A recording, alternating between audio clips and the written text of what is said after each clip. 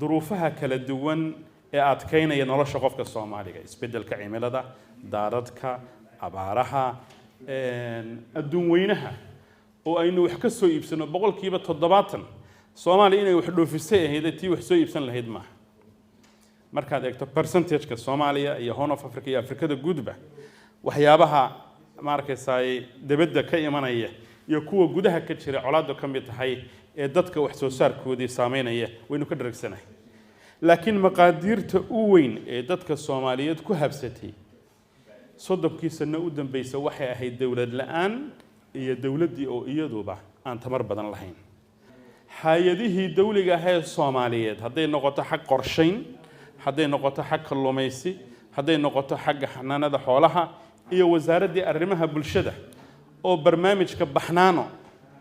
ee hadda aad garanaysaan ka shaqeysa aan ballo ku lahaa berigii hore waxa muuqata isbedelka la taaban karo ee ku yimi adeega tamar intay doonto halleekaatee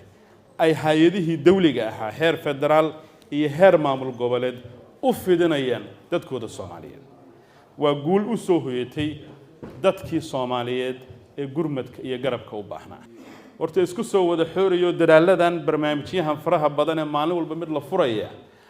ay ku soo dhamaanayaan waxa weeye in qofkii uu helo meel uu wax ka soo saaro oo noloshiisa ku kaafiyo ama job creation ha loo bixiyo ama resilience ha loo bixiyo ama economic growth ha loo bixiyo waxa loo digiyo dam leeyahay qofka Soomaaliga ha isku filnaado qoyska Soomaaliga ha isku filnaado cashiimada ama deegaanka Soomaaliga ha isku filnaadaan qaranka iyo dadka Soomaaliyeedna ha isku filnaadaan hayaanka loo socdo waa ka horta waa suurtagal maanta in 65 milyan la inoo keeno billion dollar lacag ka badan baa la geliyaa dalka hadda saaxiibada beesha caalamka ay geliyaan waa suurtagal mashriq iyo maghrib in gurmad inooga yimaado laakiin haddii aad fadhiid tahay oo aanad ka caynba marka dambe waa laga daalay gurmadka u weyn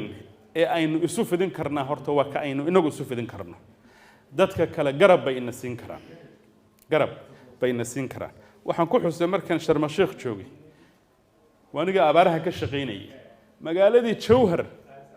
baa la geynayaa gurmad xoogay daqiiqa iyo saliida dadkii loo geynaya balad weyn dadkii ku noolaa baa loo geynaya goob weyn meesha la yiraahdo ee webiga Juba uu badda ka galo waa jannadii adduunka weeye meeshaas ayaa la leeyahay dadkii daqiiqa loo qaybiyay way baahan yihiin ma arrintaasi arrin maskaxda gali karta dalal Sahara oo halka maxaa la yiraahdaa Algeria iyo Morocco iyo meelaha hadda tagto iyo Egypt naftarkeeda meelaha wax laga soo saaray wad yaabaysa dadka Soomaaliyeed markay fursad helaan maalin dhaweed waxaan joogay waxa la yiraahdo maalinta cuntada beeralayda Soomaaliyeed aqoonta ay la timi mar dhaweed wuxuu ka hadlayay mas'uulka USAID waxaan la yiraahdo drought resistant seeds dadka Soomaaliyeed ee private sector-ka ku jira waxa ay beerayaan iyo calafka ay beerayaan iyo sisinta ay beerayaan iyo dadaalka ay wadaan wada yaabaysa dawlad maxay uga baahan yihiin arrinta madal walba joogo ku soo celceliya horta dadka Soomaaliyeed filmayaan dawlad sidii tii kacaanka beeraha dhan iyadu beerta mareerley dib u furta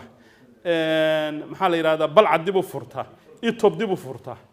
dadka Soomaaliyeed waxay rabaan dawlad kabta oo ka leexata oo wadada saarta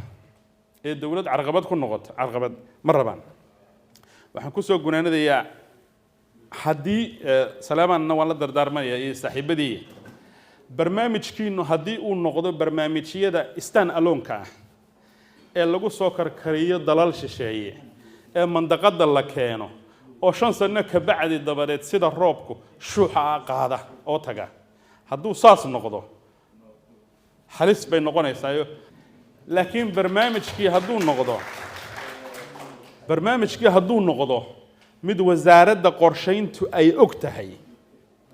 oo ka turjumaya flexibility hadda stabilization wax la yiraahdo ka shaqeynayna meesha la yiraahdo iyo Sooman iyo Wabxo iyo Baxdo iyo Jilib markaanu gaadhno waxaanu rabnaa markay dadkii nimanka maqaadiirta ah ee hadda ayaamahoodu ay kooban yihiin markaanu ka kicino inaanu adeegyada geyn karno the idea of ownership هذا ownership maaha wixii annaga implementation ka haddaan toodan fuliyo idinku laakiin xisaabtii iyo fahamkii iyo aqoontii ilaa 30 sano ka bacd inaynu nasinin raggi rabnaa haddii 60 sano uu inala joogo waa wax weyn bay naga siyaa cabirka aan ku qaadaya marka horumarka aynu sameynaa waa marka aynu USAID iyo UKAID inta aynu inagu isku filnaano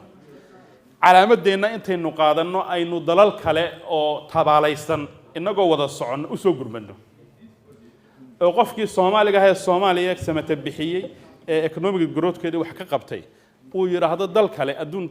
tabaala kama dhamaadee ayaan wax soo qabanaynaa waxaan ku niyad samahay economic growth-ka haday noqoto wasaaradda qorsheynta qorshayaal cadad bay ka dejisay barnaamijkan la yiraahdo deyn cafinta extended credit facility 6 bilood sanadka bacdi uu dhamaan doona qorshayaal waaweyn oo kabaya dhaqaalaha iman doona wasaaradda xanaanada xoolaha wasiirka waan wada soconay wasiirka kalluumaysiga waan wada soconay qorshayaal waaweyn oo 100 milyan la gelinayo ayaa ma taqaanay soo socda waxaan kula dardaarmayaa wasiirada halkan fadhiya iyo kuwa maqanba hadii wasaaradda qorsheynta iyo arrimaha bulshada oo arrimaha bulshada waxbarashada waxa laga rabaa TVET programs in la yimaadaan xirfado rag fara badan oo jaamacado xirfado laga barto haystaba halkan ka arka Cabdikariim halka iga muuqda oo badaha iyo kalluumaysiga wasiir wad iswareysan kartaan wax badan buu ka ogyahay markaad idinku iskaashataan bay hawlahan dhaqaaqayaan barnaamijkani marka uu integrator ku noqdo qorshaha qaranka oo wasaarado door kule la arko lacagtaas in si dhow oo sugan oo habboon ay dadka nugul ee Soomaaliyeed uga faa'iideystaan